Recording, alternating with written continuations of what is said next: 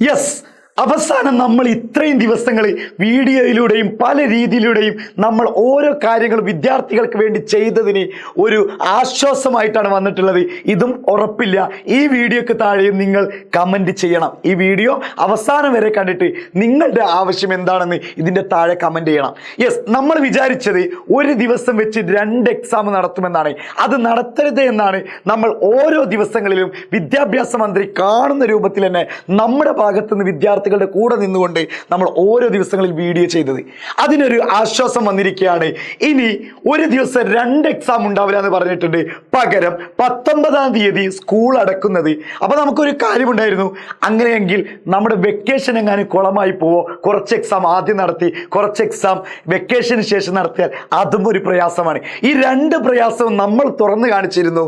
ശരിക്കും അതിലൊരു വിജയം കണ്ടു എന്ന് വേണമെങ്കിൽ പറയാം. വിജയം കണ്ടു എന്നല്ല, ഒരു ആശ്വസിക്കാനുള്ള ഒരു വകുപ്പാണ്. 15-ാം തീയതി മുതൽ 23-ാം തീയതി വരെ ഒറ്റഘട്ടമായിട്ട് എക്സാം നടക്കും. എന്നിട്ട് 23-ാം തീയതിയാണ് നിങ്ങൾക്ക് വെക്കേഷൻ തരുന്നത്. പിന്നീട് ജനുവരി 5-ന് സ്കൂൾ വീണ്ടും തുറന്ന് പ്രവർത്തിക്കും. സാധാരണഗതിയിൽ നമ്മുടെ ഡിസംബർ 19-ാം തീയതി വെക്കേഷൻ തന്നിട്ട് നമ്മുടെ 28-ാം തീയതി തന്നെ ഓപ്പൺ ആക്കുന്ന രൂപത്തിലായിരുന്നു. പക്ഷെ അതിൽ നിന്ന് മാറിയിട്ട് ഒറ്റഘട്ടമായിട്ട് തന്നെ എക്സാം നടത്തണം. എക്സാമിനും ബാധിക്കരുത്.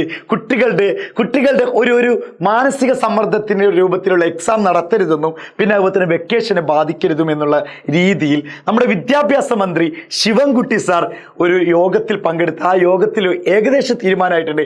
പക്ഷേ ഇനിയും അത് മാറാം. നിങ്ങൾ ചെയ്യേണ്ടത് ഒരൊറ്റ കാര്യമാണ്. നിങ്ങളിത് മാക്സിമം ഫ്രണ്ട്സിന് ഷെയർ ചെയ്ത് കൊടുത്തിട്ട് അവരോട് പറയേണ്ട ഒരു കാര്യം കൂടിയുണ്ട്. ഈ രൂപത്തിൽ തന്നെ എക്സാം നടത്തിയാൽ മതിയെന്ന്. കാരണം ഈ രൂപം എനിക്ക് തോന്നിയത് ഇതൊരു ആശ്വാസം തന്നെയാണ്, ഒരു ഹാപ്പി ന്യൂസ് തന്നെയാണ്. കാരണം വലിയ പ്രയാസങ്ങളില്ല, നമുക്ക് പഠിക്കാനും സമയമുണ്ട്.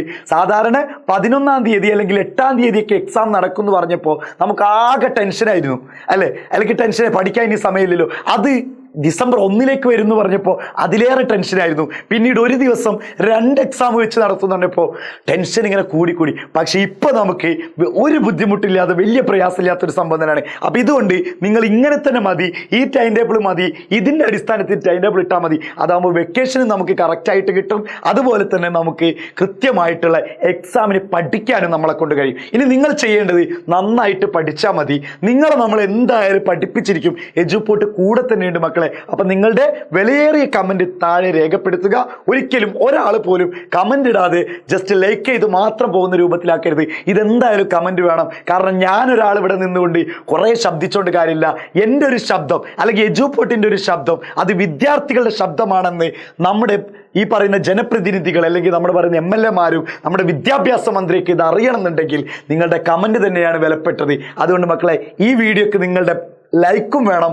അതുപോലെ തന്നെ നിങ്ങൾ ഓക്കെ ആണെങ്കിൽ മാത്രം ലൈക്കും വേണം, നിങ്ങളുടെ കമൻറ്റും വേണം. അപ്പോൾ എങ്ങനെ മക്കളെ കാര്യങ്ങൾ അടിച്ചു പൊളിക്കേണ്ട, നമുക്ക് സെറ്റാക്കേണ്ട ഈ രൂപത്തിൽ തന്നെ. അതായത് 15-ാം തീയതി മുതൽ 23-ാം തീയതി വരെയുള്ള ഒറ്റഘട്ടത്തിൽ തന്നെ നടക്കണം. ഹയർ സെക്കൻഡറിയുടെ ചിലപ്പോൾ 2 എക്സാം വെക്കേഷന് ശേഷമായിരിക്കും ഹയർ സെക്കൻഡറിൻ്റെ കാര്യത്തിൽ കേട്ടോ. അപ്പോൾ അതും കൂടി എന്ത് ചെയ്ത് നോക്കുള്ളൂ, അത് ഉറപ്പില്ല.